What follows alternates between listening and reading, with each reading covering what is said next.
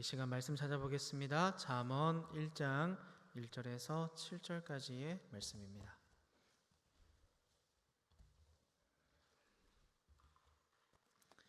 잠언 1장 1절에서 7절까지의 말씀.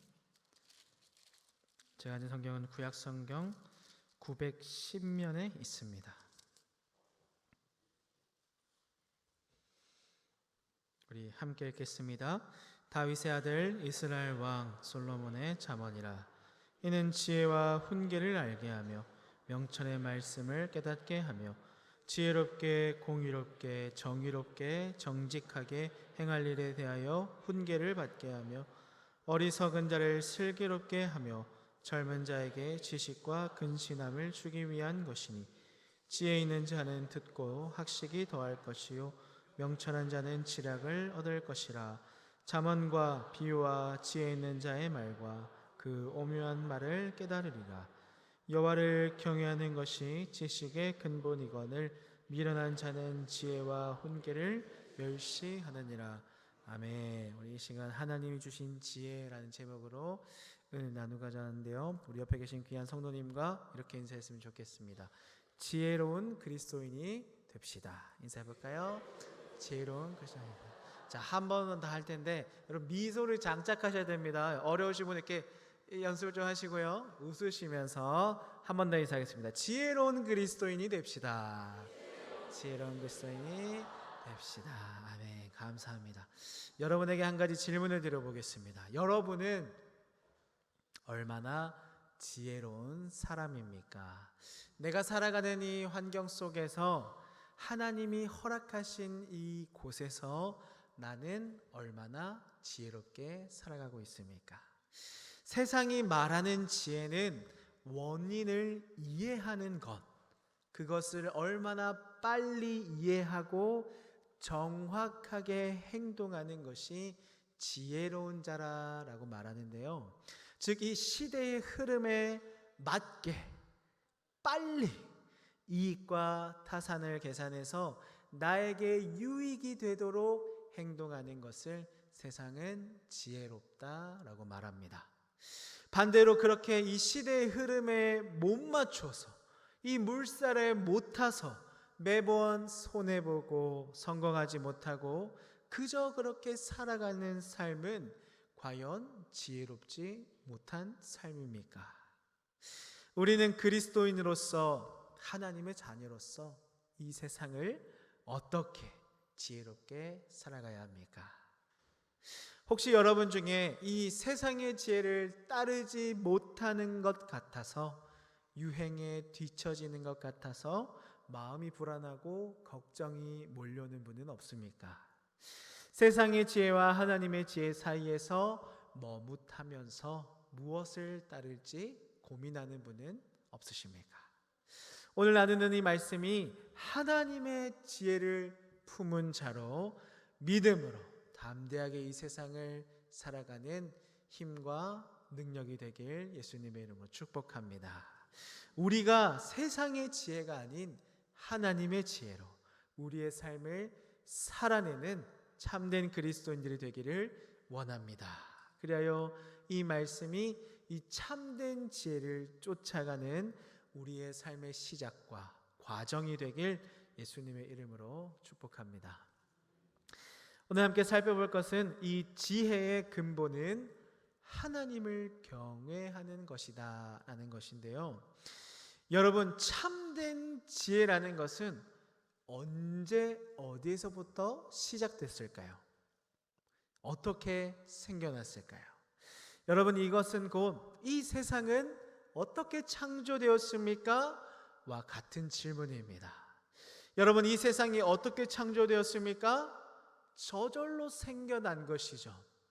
저희가 우리 장로님이 하시는 이 창조과학 수업을 듣고 이 내용을 듣고 집에 와서 아빠, 이 하나님의 창조론을 반대하는 사람들이 말하는 건 로또 1등이 60번 연속인가요? 114회 연속으로 당첨되는 확률보다 낮다고 하더라고요. 맞습니까? 네. 그래서 이 하나님의 이 지혜는 세상이 창조가 어떻게 되었습니까? 라는 질문에서부터 우리가 찾아낼 수 있는데요, 성경을 보면 하나님이 이 말씀으로 모든 것을 창조하셨다라고 우리는 알 수 있습니다. 즉, 이처럼 참된 지혜는 어디로부터 오게 되었다는 것입니까? 하나님으로부터 오게 되었다는 것이죠. 그렇다면 그런 하나님의 지혜를 지금 우리가 어떻게 알게 되었습니까? 우리가 하나님과 아버지와 이 자녀의 관계가 되었기 때문이죠. 즉, 참된 지혜를 이해하는 출발점은 바로 하나님과 그의 이 자녀라는 관계에서부터 시작이 됩니다. 잠언 1장 7절입니다. 여호와를 경외하는 것이 지식의 근본이거늘 미련한 자는 지혜와 훈계를 멸시하느니라. 여호와를 경외하는 것이 지식의 근본이거늘, 즉 하나님은 모든 지혜와 모든 통찰력과 지식의 원천이자 근본이자 이유라는 것인데요, 어리석은 자는 이러한 지혜의 근본이신 하나님 없이 살려고 하는 사람들, 하나님이 뭐가 필요해? 내 인생 내가 지금 열심히 살고 있는데, 이 전도를 가면 굉장히 많이 만나거든요. 나 하나님 없이도 지금 충분히 잘 살고 있으니까 그 좋은 하나님 당신이나 믿으세요. 혹시 들어보셨나요? 네, 그런 사람들이 어리석은 사람들이라는 것이죠. 이 말씀에 나오는 어리석은 자란, 이 말 그대로 어리석은 사람, 의의 바보야 하는 이 바보의 의미를 가지고 있는데, 한 가지 의미가 더 있습니다. 그건 바로 비웃는 자를 설명합니다. 즉, 지식이 떨어져서 모자라서 어리석은 자라 바보라 하는 것이 아닙니다. 자신의 처지를 알지 못하고 비웃는 사람, 지혜가 하나님께 있음에도 그것을 비웃고 멸시하는 그것만큼 어리석은 자가 없다라는 것이죠. 여러분, 하나님으로부터 오는 지혜는 어떤 지식이나 학식, 가르침이나 이해하는 것, 그것을 살펴보고 파악하는 모든 것보다 훨씬 우월합니다. 왜입니까? 이 지혜는 세상의 것이 아니라 하나님에게로부터 오는 것, 하나님과의 관계에서 시작되는 것이기 때문이죠. 즉, 이 지혜는 부족하고 연약한 죄로 오염된 나에게서 나오는 것이 아니라 하나님이 주시는 것이기 때문에 이 지혜가 가장 우월하다라는 것이죠. 그렇다면 하나님은 왜 이런 지혜를 우리에게 주시고자 하는 것일까요? 참된 지혜신 하나님이 왜 우리에게 이 지혜를 주셔서 알게 하시는 것일까요? 그 이유는 하나님은 우리가 이 하나님의 뜻에 대해서 듣고 배우고 순종하기를 원하시기 때문이죠. 여러분은 여러분의 자녀에게 무엇을 원하십니까? 자녀가 어떻게 자라길, 또는 손주가 어떻게 자라길 바라고 계십니까? 자녀가 건강하게 자라길 원하면 어떻게 해야 됩니까? 건강하고 맛있는 음식을 제공해 주어야겠죠. 운동할 수 있는 여건도 허락해 주셔야 될 겁니다. 공부를 잘하길 원하면 이 아이의 상황에 맞게 공부 방법을 찾아보고 그런 공부할 수 있는 환경과 시간을 제공해 주어야 하는 것이죠. 자녀가 하나님을 더 깊이 사랑하길 원하면 어떻게 해야 됩니까? 인격적으로 하나님을 만나길 원하면 어떻게 해야 됩니까? 함께 예배 참여하고 집에서 말씀 같이 읽어주시고 같이 기도하고 교회 예배 행사에, 부서 행사에 참여할 수 있도록 도와주시고 챙겨주시고 사랑해 주시는 것이죠. 우리의 아버지신 하나님도 마찬가지입니다. 하나님께서는 우리가 하나님의 뜻을, 하나님의 도를 배우고 이 도를 따라서, 그 뜻을 따라서 말씀에 따라 순종하며 살기를 원하신다는 것이죠. 그렇게 뜻에 따라 순종하며 살아가는 삶을 무엇으로 이루신다는 것입니까? 하나님이 주시는 지혜로, 이 하나님과의 관계를 통해서 주어지는 이 지혜를 통해서 우리에게 깨닫게 하시고 우리를 그 순종의 자리로 이끌어 가신다는 것이죠. 여러분, 지혜에는 수많은 정보들이 포함되어 있지만 반대로 말하면 많은 정보가 포함되어 있다고 해서 결코 지혜는 아닙니다. 솔로몬은 무엇이라 말합니까? 주님을 경외하는 것이 지혜의 근거다. 주님을 경외함이 바로 지혜의 모든 것이라고 말씀으로 선포합니다. 이 경외라는 단어는 히브리어로 이르아라고 하는데요, 공포, 두려움 등이 포함되어 있습니다. 중요한 것은 이 공포와 두려움이 우리가 아는 일반적으로 아는 무서움이 아니라는 것이죠. 여러분은 무엇을 무서워하십니까? 저는 높은 곳을 무서워합니다. 교회 3층에서 2층으로 내려오는 계단 이 밖을 볼 때 가끔 아찔합니다. 이 다리가 좀 철렁거려요. 제가 지지난주인가요? 70인 전도대 야유회를 갔는데 제가 산청으로 갔습니다. 예쁜 꽃도 참 많이 있었고요, 이 한옥이 참 예쁘게 지어져 있더라고요. 이렇게 이 우리나라의 아름다움이 녹아든 곳이었는데 거기에 이 출렁다리가 있습니다. 저는 사진만 찍으려고 갔어요. 우리 권사님들, 집사님들 사진만 찍어드리려고 갔는데 이 양모 복서 권사님이 같이 넘어가자 하시는 거예요. 처음에는 호기롭게 갔습니다. 그런데 이 중간 정도 가니까 다리가 엄청 흔들리더라고요. 그런데 제가 좀 주저했거든요. 권사님이 주님 의지하고 건너갑시다 하시는 거예요. 그래서 제가 어떻게 했을까요? 주님 의지하고 유턴했습니다. 그래서 저는 이 자리에 서 있는지도 모릅니다. 지금 경애가 말하는 두려움은 이런 공포, 이런 무서움이 아닙니다. 어떤 공포와 두려움입니까? 하나님이 그 마음에 직접 심어주시는 공포와 두려움입니다. 그것은 모든 것의 주가 되시고 인도자가 되시는 하나님의 주권에 대한 공포와 두려움입니다. 여호와를 경외하는 자란 그런 하나님이 하나님이십니다. 그런 하나님이 우리의 모든 주가 되시며 인도자가 되십니다. 이것을 인정하고 그 뜻에 순종하는 자인 것이죠. 이처럼 하나님은 모든 것의 주인이자 인도자이십니다. 모든 것이 하나님으로부터 나왔고 모든 것을 알고 계시는 분이시죠.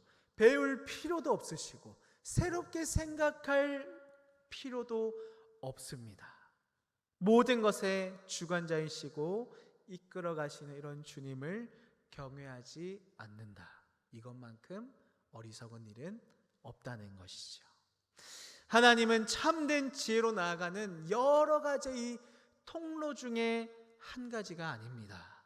여러 가지 길 중에 하나가 아니라 오직 유일한 길, 참된 지혜로 나아가는 오직 유일한 길인 줄 믿습니다.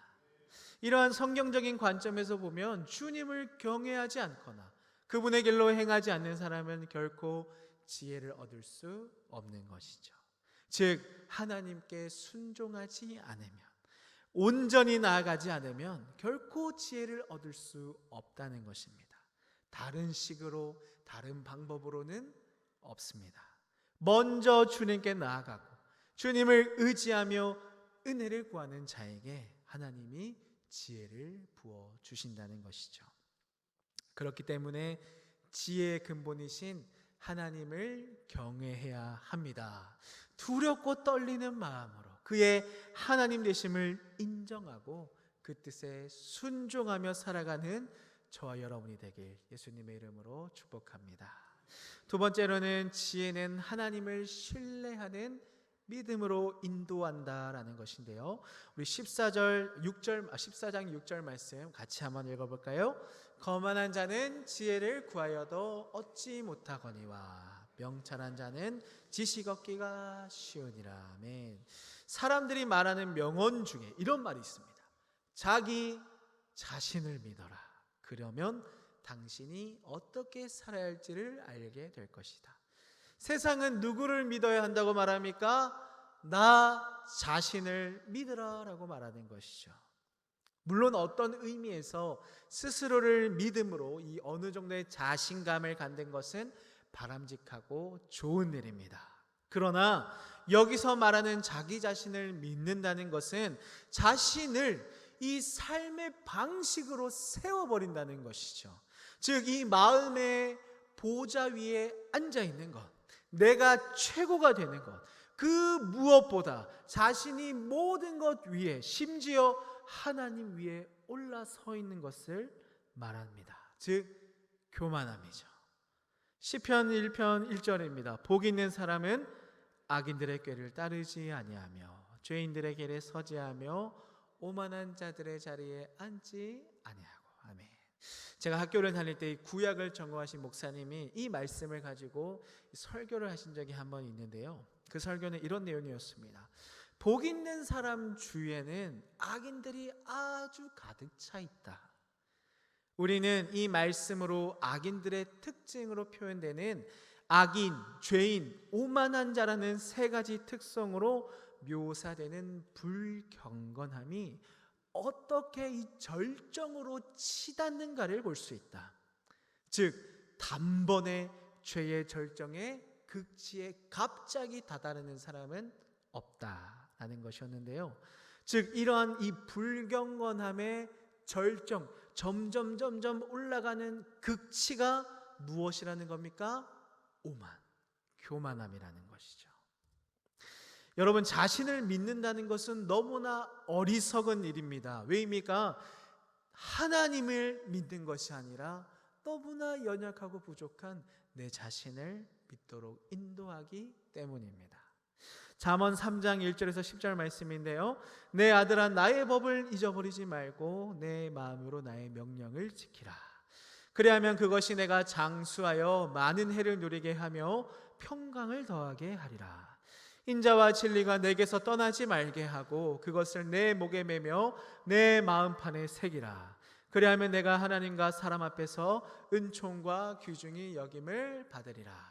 너는 마음을 다하여 여호와를 신뢰하고 내 명철을 의지하지 말라. 너는 범사의 그를 인정하라. 그리하면 내 길을 지도하시리라. 스스로 지혜롭게 여기지 말지어다. 여호와를 경외하며 악을 떠날지어다. 이것이 내 몸에 양약이 되어 내 골수를 윤택하게 하리라. 내 재물과 내 소산물의 처음 익은 열매로 여호와를 공경하라. 그리하면 내 창고가 가득히 차고 내 포도즙 틀에 새 포도즙이 넘치리라. 아멘. 이 말씀에서 솔로몬이 말하는 가장 중요한 포인트 한 가지를 꼽으라면 그것은 너 자신을 믿지 말고 주님을 믿으라 라는 것인데요. 지혜는 이 주님을 경외하는 마음에서 비롯됩니다. 이 경외하는 마음이 내 삶에 드러나야 하는 것인데요. 그것이 바로 이 바위처럼 단단한 신뢰하는 믿음으로, 그것이 믿음으로 내 삶에 드러나야 한다는 것이죠. 그렇다면 하나님을 신뢰하며 믿는다는 것은 무엇일까요? 어리석은 사람들은 자신이 어딘가의 끝에 도달했다고 생각합니다. 자신의 삶이 다 이루었다고 생각하는 것이죠. 아, 이제 다 왔다. 다 끝났다. 나 이제 여한이 없다. 제가 전폭 훈련을 받으면서 이 나이가 드신 어르신에게 복음을 전하던 일이 있었는데요. 그분에게 복음을 전하려고 물었습니다. 어르신, 만약에 오늘이라도 이 세상을 떠나신다면 천국에 갈 확신이 있으세요? 그러자 아이고, 죽으면 끝이지. 뭐 천국이 있나. 이 땅에서 열심히 살고 자녀들 다 대학 시집 장가 다 보내고 나는 내 할 일 끝냈다. 다 끝냈다. 근데 무슨 천국이 있고 지옥이 있냐라고 말씀을 하셨습니다. 그렇게 말씀하신 어르신에게 인간이 왜 죄인인지, 왜 죽어야 하는지, 그런 인간에게 하나님이 구원을 왜 선물로 주셨는지, 예수님이 왜 십자가에 대해서 죽었는지 쭉 복음을 전하고 예수님을 믿기로 결심까지 하면서 그분이 했던 말씀이 자기는 지금 죽는 게 끝이라고 알고 계셨다는 것이죠. 신이 자기에게 맡긴 이 삶을 자기는 다 완수했다는 겁니다. 열심히 살았고 자녀들 잘 키웠고 장가 보냈고 나는 이제 끝, 여한이 없다라는 것이죠. 그런데 오늘 당신을 통해서 죽음이 끝이 아니라 영원한 삶의 시작이라는 것을 알게 되었고 그 주님에 대해서 알고 싶습니다라고 말했던 그 어르신의 말씀이 이 설교를 준비하면서 생각이 났습니다. 하나님을 알지 못하는 사람들은 자신들의 이 삶이 이제 어딘가의 끝에 도달했다, 이 삶의 종착점에 도착했고 완성했다라고 생각할 수 있습니다. 그러나 그것은 끝이 아니죠. 그것은 이 사실 세상의 지배가 허용되는 한계 너머로 나아갈 수 없기 때문에 도달했다. 복음을 전했던 어르신처럼 내가 갈 수 있는 곳의 끝이 이것이니 완성했다라고 착각하고 있는 것이죠. 이것이 바로 솔로몬이 자기 아들에게 전심으로 주님을 믿고 신뢰하라고 당부한 이유입니다. 나아가서 솔로몬 자신 역시도 자신의 힘을 신뢰하지 않았고 자기 기준에 따라 스스로 현명하게 여기지도 않았다는 것이죠. 잠언 3장 7절입니다. 스스로 지혜롭게 여기지 말지어다. 여호와를 경외하며 악을 떠날지어다. 우리는 절대 지혜의 표준이 될 수가 없습니다. 나 자신을 믿어서도 안 되고 스스로 인생에 통달했다, 완성했다라고 여겨서도 안 되는 것이죠. 왜입니까? 자신을 신뢰한다는 것은 동시에 주님을 신뢰한다는 것과 함께 할 수 없는 일이기 때문입니다. 하나가 성하면 하나가 쇠할 수밖에 없다는 것이죠. 우리의 마음속에 시소가 하나 있다고 가정을 해보겠습니다. 한쪽에 작은 돌멩이를 하나 둘 놓게 되면 처음에는 시소가 기울지 않겠죠. 그런데 돌멩이를 올려놓는 수가 점점 많아지면 어떻게 될까요? 한쪽으로 시소가 기울어 버릴 것입니다. 돌멩이가 올라간 쪽은 내려앉게 되고 반대쪽은 하늘로 올라가게 될 것이죠. 우리의 마음도 마찬가지라고 생각합니다. 우리의 마음이라는 이 시소의 한쪽에는 나를 신뢰함이, 반대쪽에는 주님을 신뢰함이 있다고 가정해 보겠습니다. 한쪽의 무게가 실릴수록 내려가게 되겠죠. 한쪽은 내려가고 한쪽은 들릴 것입니다. 나를 신뢰함이 내려가면 주님을 신뢰함이 들려 날아가 버릴 것입니다. 반대로 주님을 신뢰함이 내려가면 나를 신뢰함이 들려 날아가 버릴 것이죠. 우리는 스스로 경험하고 깨달은 만큼만 자신을 믿을 수 있습니다. 그러니 자기 경험, 자기의 지혜, 자기의 통찰력에 의지하다 보면 주님을 신뢰하는 능력은 들려 올라 날아가 버리는 것처럼 축소될 수밖에 없다는 것이죠. 반면에 주님을 신뢰하는 자는 자신을 신뢰하지 않게 됩니다. 주님을 신뢰하면 신뢰할수록 우리의 길을 인도하시고 우리에게 기쁨과 평화를 허락하시는 분이 주님이심을 알게 되는 것이죠. 11절과 12절 말씀입니다. 내 아들아, 여호와의 징계를 경히 여기지 말라. 그 꾸지람을 싫어하지 말라. 대저 여호와께서 그 사랑하시는 자를 징계하시기를 마치 아비가 그 기뻐하는 아들을 징계함같이 하시느니라. 아멘.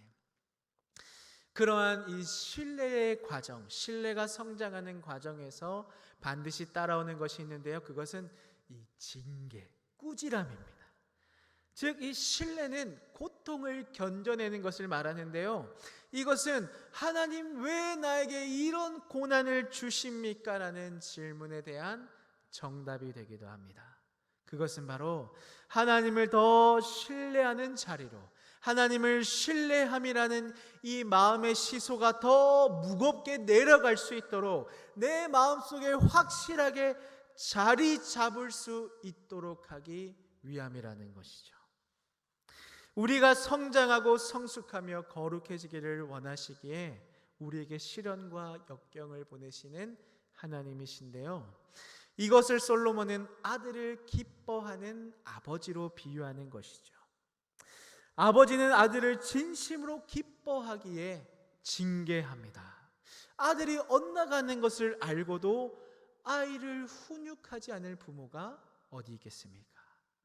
하나님은 우리의 아버지시며 우리를 어떻게 훈련하고 어떻게 하면 유익을 줄 수 있는지 누구보다 정확히 아시는 분이신 줄 믿습니다. 성령 하나님이 내게 손해를 끼치시는 것 아닌가라고 느껴질지라도 그것은 손해가 아니라 우리에게 가장 필요한 부분인 줄 믿습니다. 훈련이 하나님이 우리에게 주시는 약이라는 사실을 안다면 무조건 거부할 수 없는 것이죠. 이런 말이 있습니다. 하나님께 훈계하지 말아달라고 기도하는 것은 나를 덜 사랑해달라고 기도하는 것과 같다. 결국 고난과 역경은 기쁨과 자라나는 방법입니다. 또한 그것은 우리가 지금 기쁨과 안전을 누리기 위해서 무엇에 집착하고 있는지 폭로하는 사실이며 하나님을 향한 믿음이 부족하다는 것을 깨닫게 하는 것이죠. 그러나 믿음이란 그러한 시련과 슬픔 속에서도 하나님은 선하시니 선을 행하실 것이다 믿고 고백하는 것입니다. 하나님이 우리에게 주신 복과 충만을 경험하는 유일한 방법은 오직 온 힘을 다해 그분을 신뢰하고 그분이 행하라 하신 모든 일에 순종하는 것뿐입니다. 그러니 오직 주님을 신뢰함으로 믿음으로 나아가는 저 여러분이 되기를 바랍니다. 마지막으로 지혜는 하나님이 만드신 세상에서 살아가는 법을 가르쳐 주는데요, 우리 잠언 22장 3절에서 6절 말씀 같이 한번 읽어보겠습니다. 슬기로운 자는 재앙을 보면 숨어 피하여도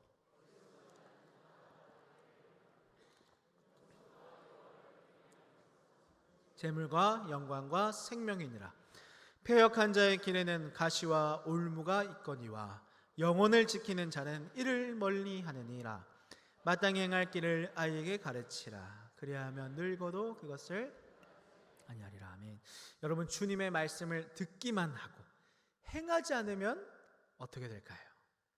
하나님을 경외하는 지혜를 알게 되었고 이러한 지혜로 주님을 신뢰하는 믿음을 가져야 함을 알게 되었는데 듣기만 하고 행하지 않으면 어떻게 되겠습니까? 말씀은 말합니다. 슬기로운 사람은 위험을 보면 피하지만 미련한 자는 화를 당하는 곳으로 제 발로 들어간다. 사악한 사람의 길에는 가시와 함정이 놓여 있지만 자기를 지키는 자는 그런 것들을 피하며 살아간다. 즉 말씀을 듣고도 행하지 않는 사람은 어떤 사람입니까? 화를 당하는 곳으로, 고난이 있는 곳으로 제 발로 들어가는 사람, 길에 놓여 있는 가시와 함정에 늘 걸리고 넘어지고 다치며 괴로워하는 삶을 살아가는 사람이라는 것이죠. 야고보서 1장 22절입니다. 너희는 말씀을 행하는 자가 되고 듣기만 하여 자신을 속이는 자가 되지 말라. 여러분, 말씀을 읽기만 하고 행하지 않는 것은 자기 기만, 자신을 속이는 것입니다. 여러분은 말씀을 듣고 행하는 자가 되겠습니까? 듣기만 하여 자신을 속이는 자가 되겠습니까? 중요한 것은 그렇게 행하지 않고 듣기만 하여 나는 속일 수 있겠지만 누구는 속일 수 없습니까? 하나님 아버지는 속일 수 없습니다.